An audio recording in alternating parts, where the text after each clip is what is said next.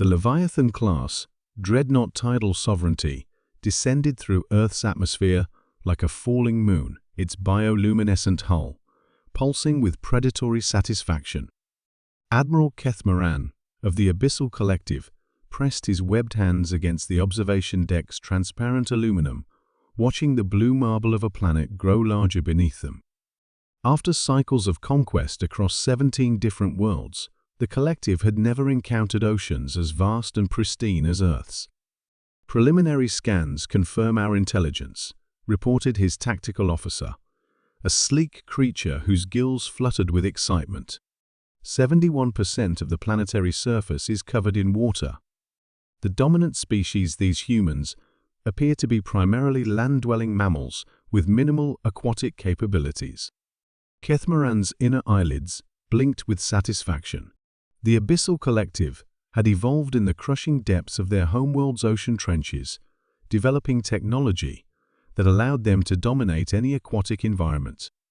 Their biomechanical suits could withstand pressures that would instantly kill most species, and their fleet was specifically designed for underwater warfare. Earth's vast oceans would serve as the perfect staging ground for their expansion into this sector of the galaxy. "Deploy reconnaissance pods to major population centers along the coastlines," he commanded.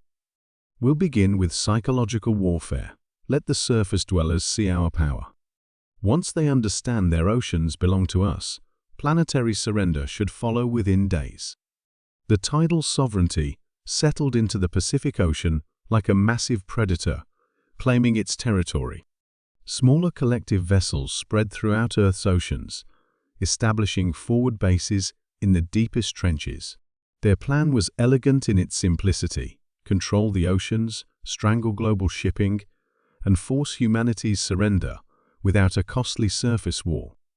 For the first 3 days, everything proceeded exactly as expected. Human naval forces were laughably primitive, their vessels barely capable of reaching the depths where the Collective had established their primary bases.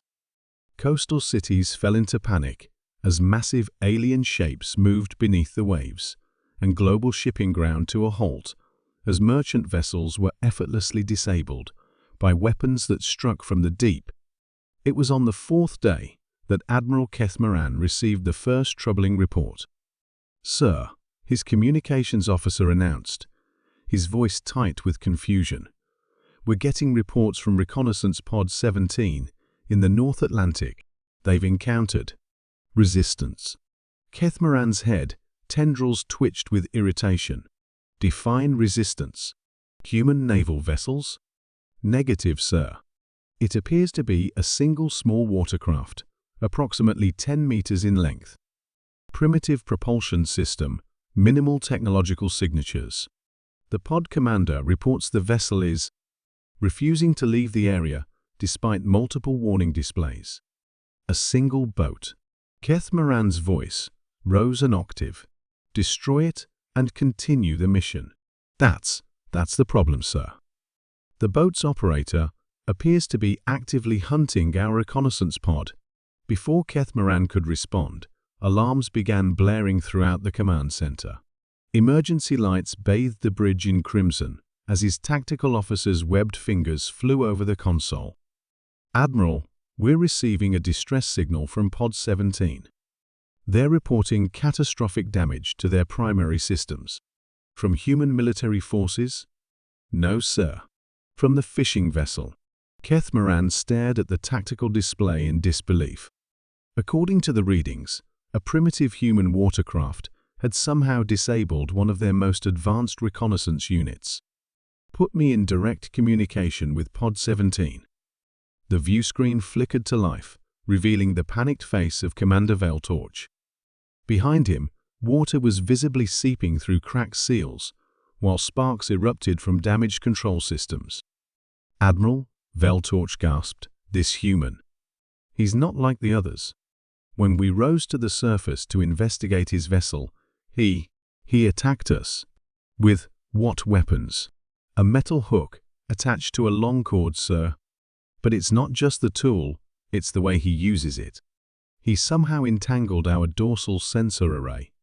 then used his vessel's momentum to drag us into shallow water where our maneuvering is compromised. And when we tried to dive, he followed us down. Kethmaran's gills fluttered in confusion. Followed you down? Impossible. Humans are air-breathing mammals. He held his breath, sir, for over 4 minutes, at a depth of 30 meters, while physically wrestling with our external systems. The transmission cut to static as Pod 17's power systems finally failed. Kethmaran stood in stunned silence, trying to process what he had just witnessed. In all their campaigns across the galaxy, the collective had never encountered a species that would voluntarily enter the water to fight them on their own terms. Sir, his communications officer reported, we're now receiving multiple distress calls. Pods 12, 23, and 31 are all reporting encounters with small human vessels. The operators appear to be coordinating their attacks. Admiral Kethmaran accessed the tactical overview, watching in growing horror as red alert icons appeared across the global map. Somehow, word had spread among Earth's fishing communities about the alien presence in their waters. And instead of fleeing, these humans were actively seeking out collective forces.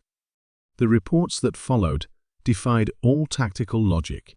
Fishing crews were using their intimate knowledge of local waters to guide collective vessels into underwater obstacles.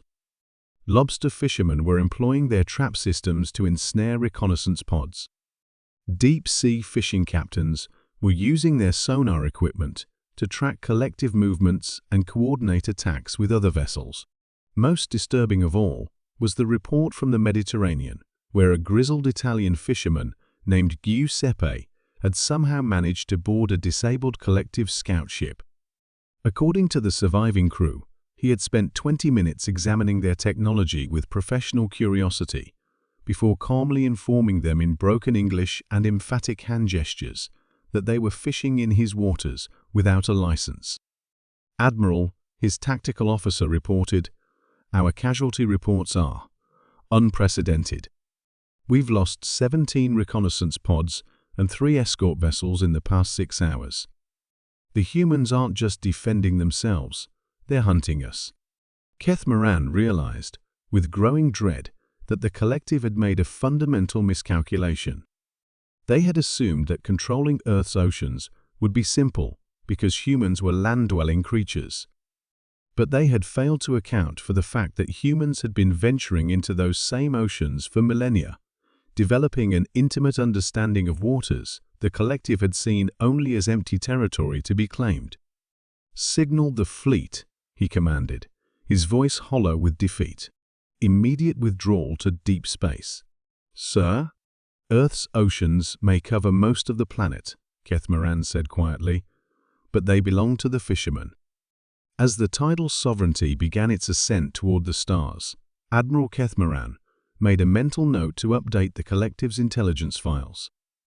Earth was to be marked as unconquerable, not because of its military might or advanced technology, but because its fishermen refused to let anyone else work their waters. The ocean, it seemed, had chosen its champions long before the stars had even dreamed of conquest.